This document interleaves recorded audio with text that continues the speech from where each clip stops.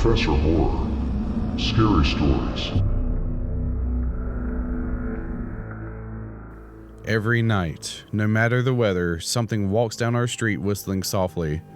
You can only hear it if you're in the living room or the kitchen when they walk by, and it always starts at exactly 3:03.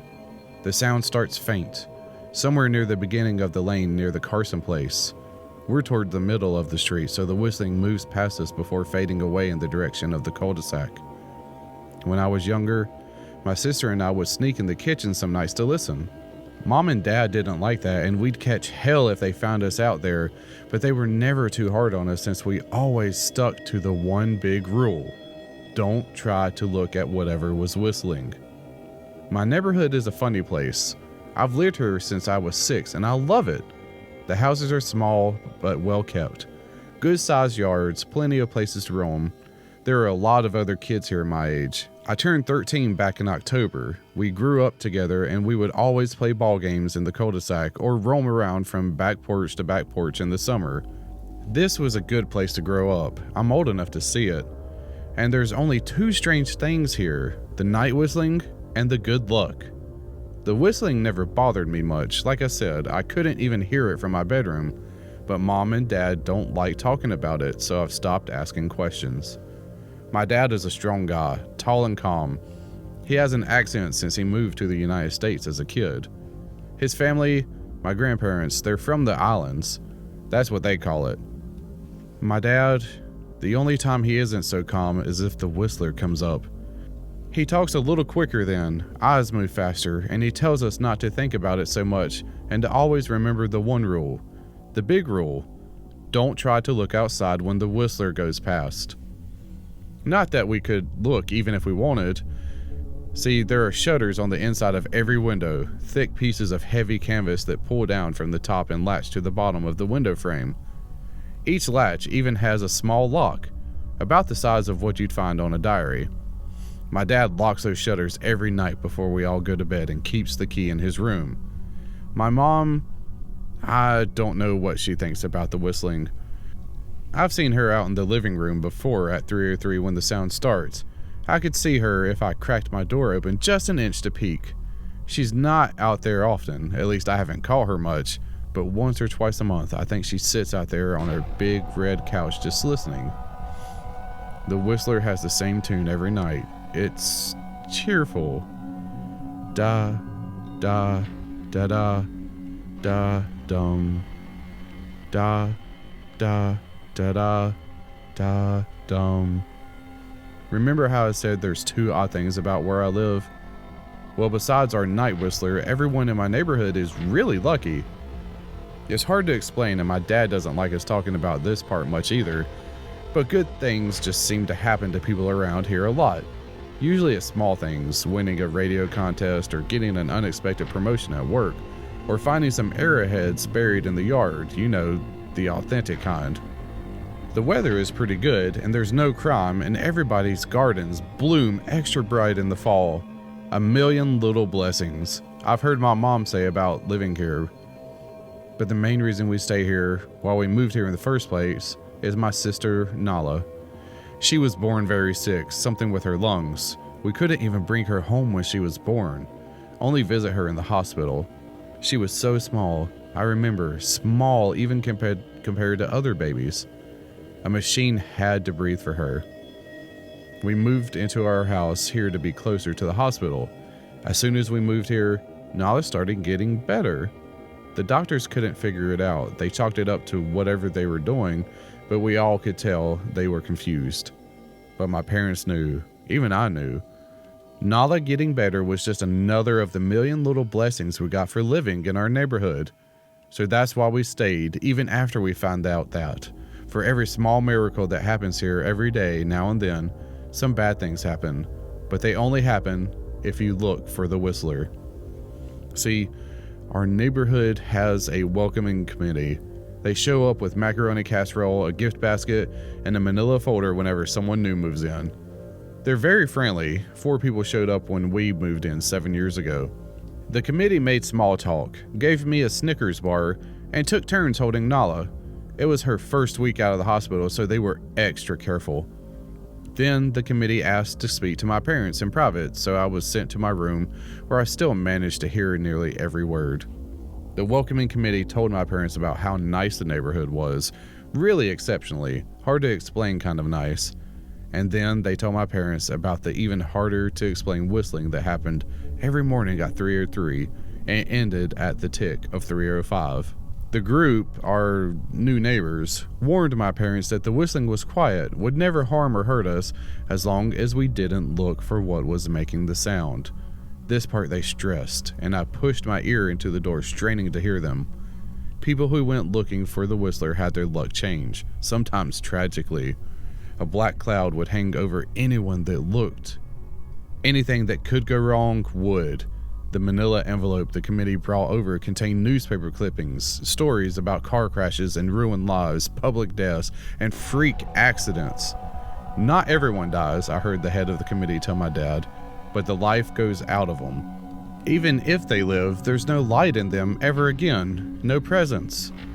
My mom, I could tell she wasn't taking it seriously. She kept asking if this was some prank they play on new neighbors.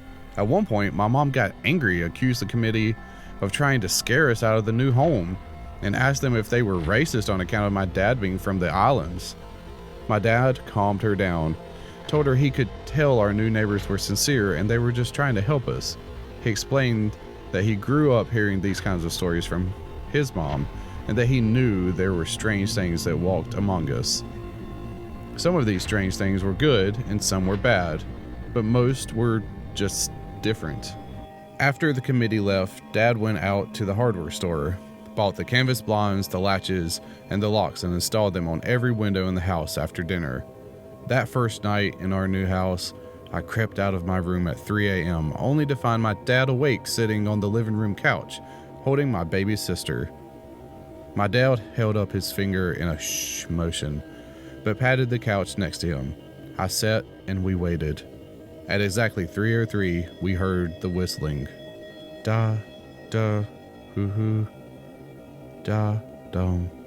Da, da, da, da. Da, dum. It came and it went, just like our neighbors said. The whistling returns each night, and we never look, and we enjoy our million little blessings every day. Nala breathes on her own, and she's grown into a strong, clever girl. My dad even joined the welcoming committee. We don't get new neighbors often. Why would anyone want to leave?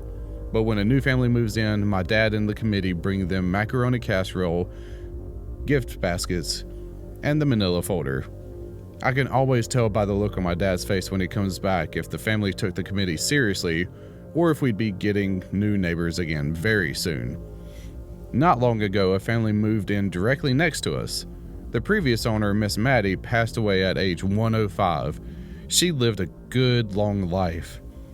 Our new neighbors seemed like they'd fit in just fine. They believed the welcoming committee, took my dad's advice about locking shutters since they had a young child of their own. Whatever news clippings were in that manila envelope, whatever evidence, my dad never let us see. But I imagine it must have been awfully convincing since our neighbors got along with no issue for the first month. One night, when our new neighbors had to leave town, they sent their son, Holden, to stay with us. He was 12, a year under me in school. I didn't know him well before that night, but as soon as his parents dropped him off after dinner, I could tell it was going to be a bad time. "Do you know who is always out there whistling every night?" Holden asked the moment the adults left the room. The three of us were sitting in the den, some Disney movie playing idly on the television. My sister and I exchanged a glance. "We don't talk about that," I said. "I think it's that weirdo that lives in the big yellow house on the corner," Holden said. "Mr. Tolas?" my sister asked. "No way, he's really nice." Holden shrugged. "Must be a psycho killer then." Nala tensed. "We don't talk about it," I repeated. "Let's go in my room and play Nintendo." We spent the next few hours playing games, eating popcorn, and then watching movies. A typical sleepover, but I could see Holden was getting antsy. After my parents had wished us a good night, locked the blinds, and gone to bed, Holden stood up from his beanbag and walked over to where Nala and I were sitting on my bed. "Have you ever even tried looking?" he asked. "It's nearly time." Like most sleepovers, we'd conveniently ignored any suggestion of a bedtime. I was shocked to see he was right. It was almost 3 a.m. I sighed. We don't see? I can't even try to look because my dad locks the blinds every night and hides the key. He continued, ignoring me. So does our dad, said Nala. No, replied Holden. No, he doesn't. You saw him do it, I said a little sharper than I meant to sound. Holden grinned. Your dad locks the blinds, yeah, but he doesn't hide the key. He keeps it right on his normal keychain. So? I asked, worried I already knew what he would say next. Because I had noticed that my dad didn't bother hiding the key anymore after all these years, because he knew we took it seriously. So, after your dad locked up, but before your parents went to bed, I went to the bathroom, and on my way, I may have peeked into their room, and I may have seen your dad's keychain on his nightstand, and I maybe went and borrowed the key to the blinds. Nala and I stared, and his grin only grew wider. You're lying, I said. Holden shrugged. You can check if you want. Just open your parents' door and look. You'll see his keychain right there on the nightstand. Stay here, I told both of them. Don't move a muscle. I hurried over to my parents' room, but hesitated at the door. If Holden wasn't lying, my dad would be angry. Beyond angry. I was scared thinking about it, but more scared of an open window with the Whistler right outside. I opened the door barely an inch and looked in, but it was too dark to see. Taking a deep breath, I walked into the room. 2 steps into the dark, I froze. The whistling started, and I could hear it clearly from my parents' room. I never realized, but they must have heard the sound every night since we moved into the house. They never told us. I don't think I could have slept through it. I stood there, listening to the whistling come closer, unsure whether I should turn on a light or call out for my dad. Soft sounds from the living room brought me back to reality. Nala, I yelled, running out of my parents' room. Holden and Nala were standing near the front door next to a window.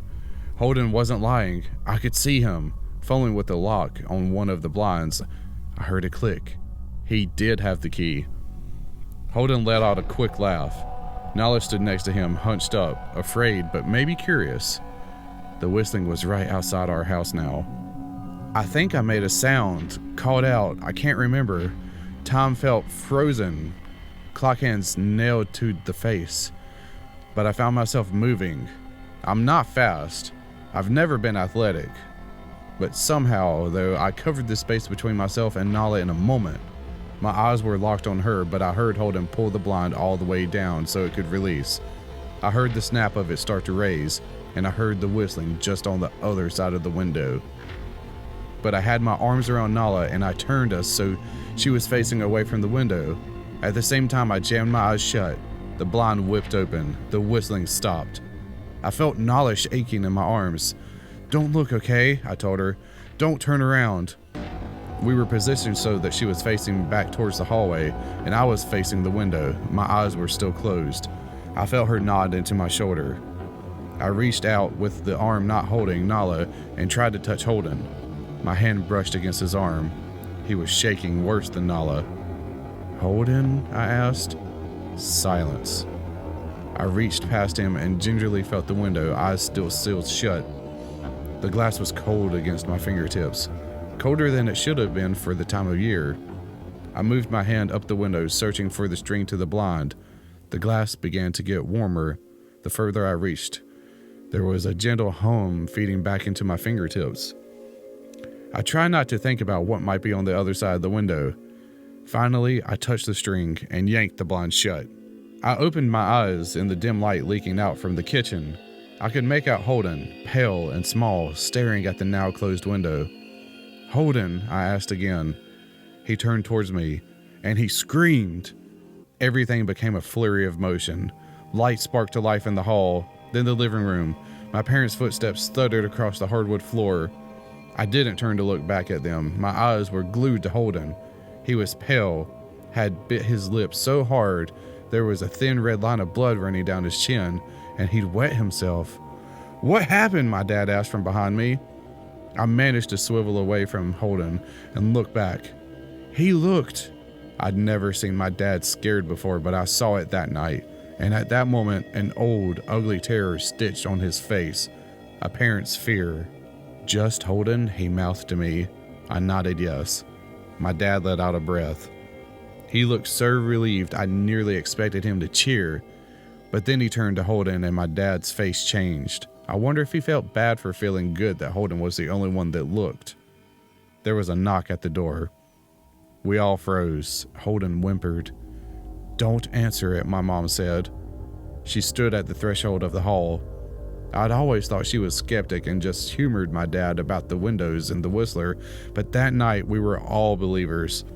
I noticed that both of my parents held baseball bats they must have taken from their bedroom. The knock came again, a little louder this time. "Please don't open the door," Holden whispered. My dad walked over to him, hugged him close. "We won't," my dad promised, still holding the bat. "Nothing is coming in here tonight." Thud, thud, thud. This time the knocking was loud enough to rattle the door. Holden screamed again and Nala clutched her arms around my neck. My mom came over and knelt down next to us, wrapping my sister and me close. "Thud, thud, thud." "Call the police," my mom whispered to my dad. The knocking instantly stopped. My dad looked over his shoulder at us. "Do you think?" He was cut off by frantic knocking that trailed off to a polite tap, tap, tap. "Police," something said from the other side of the door. The voice from outside sounded exactly like my mom, like a parrot repeating the words back to her. "Police, call the police." Tap, tap, tap. "Police." My mom pulled us closer. "Police, police, police, police. Please stop," I heard her whisper. "I don't think calling them will help," my dad said. "How will we know when they're the ones at the door?" The knocking came back harder than before. The door shook, then it stopped. After a long moment, I heard the knocking again, but it was coming from our back door. We all turned together towards the back door, but the knocking immediately returned to the front door. Front to back, back to front. Loud, then quiet, then loud again. Suddenly, the sound was coming from both doors at once. Big, heavy blows like a sledgehammer. Then something started wrapping itself against all the windows in the house. Then the walls. It was like we were living inside a drum with a dozen people trying to play at once. Or we were a turtle, and something was attempting to claw us out of our shell. "Stop!" Holden yelled. The knocking died. "I won't tell," Holden said, staring at the door. "I promise, I won't tell anyone what I saw. Just please go away." We waited for nearly a minute. Then we heard it, a soft tap, tap, tap coming from the window Holden had looked through earlier. Holden started to cry, sobbing like a prisoner watching gallows being built outside their cell. My dad held him, brushed his hair, but never lied to him, never told him things would be okay. The tapping at the window went on for the rest of the night. We huddled together in the living room for I don't know how long. Eventually, my mom tried to take us kids into my room while my dad stayed to watch the door.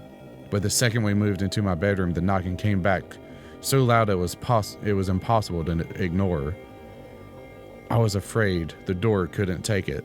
We went back to the living room and the knocking stopped. Only the tap, tap, tap on the window remained. None of us slept that night. The tapping stopped around 7 a.m. That's about the time the sun comes up here. We waited another 2 hours before my dad opened the blinds from one window. He made us all go back to my parents' bedroom first. I heard him open the door, then come back in. "Okay," he told us. "It's done." Holden's parents came back around lunchtime. My mom and dad walked Holden over to his house, and they all went inside for quite a while. Nala and I watched from the window. She stuck to me the whole day, right at my side, sometimes holding my hand. When my parents came back, they looked grim, but wouldn't tell us what they said to Holden's family. It was Sunday, so we all spent the day together, ordered pizza, and watched movies. That night, everyone slept in my room. Nala and my mom in the bed with me, my dad in a chair he'd pulled over. There was no knocking that night, or any night since. We didn't see much of Holden or of his parents the rest of that week, but by Thursday there was a moving truck in the driveway. Nala and I watched them packing up the whole afternoon after school. What sticks with me the most is how tired Holden and his parents looked. All three had the same pallor, grim mouths, and lightless eyes. Even from across the street, I could tell something was very wrong. Holden and his family were gone before sunset. I remember what the original welcome committee had said to my parents when we moved in. Not everyone who looks at the Whistler dies, but even those that live have the light go out of them, and the rest of their lives are full of misfortune. A million little tragedies. I think Holden's parents must have looked, either to comfort him if they didn't believe, or share the burden if they did. I watched Nala some days, happy and young and alive, and I wondered if I'd been slower if she'd looked out the window that night. What if I had looked too, to comfort her, to share that burden? I'm glad I don't have to find out. We still live in that house, in that neighborhood. We still hear our Whistler walking past every night. The blessings, the luck, the good things here are too good to leave. But we're careful. We don't have friends over to spend the night anymore, and my dad hides the key to the blinds very, very well. Not that I've gone looking. Some things you just don't need to look for.